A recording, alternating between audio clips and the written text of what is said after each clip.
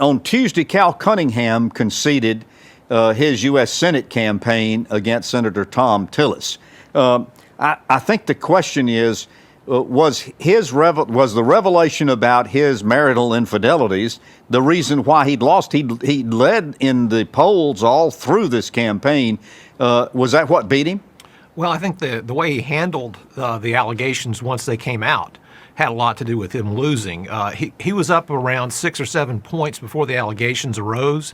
By the time that Election Day rolled around, his polling lead had dropped by half, so he was only up by about 3 points, which was well within the margin of error.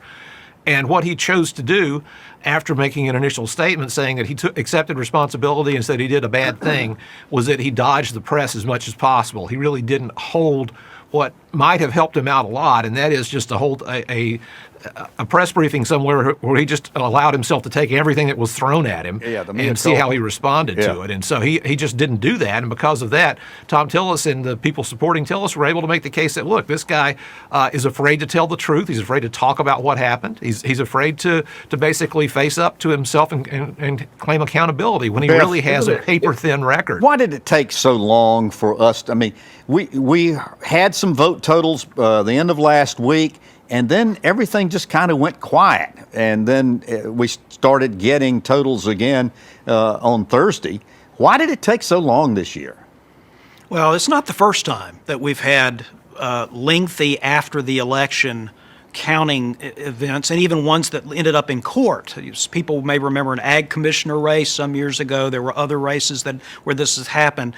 What happened here, though, there's an extra amount. Usually it's about provisional ballots, and it's about some other matters. Right. In this case, it's not simply about provisional ballots. And by the way, there were fewer provisional ballots because so many fewer people voted on Election Day.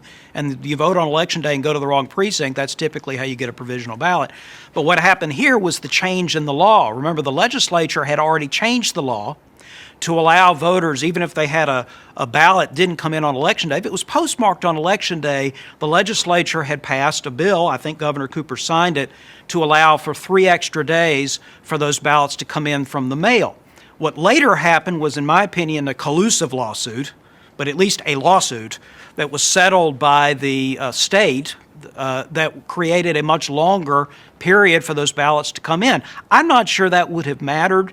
We'll have to see if it matters even in the Chief Justice race, but it definitely delayed the vote count a bit longer.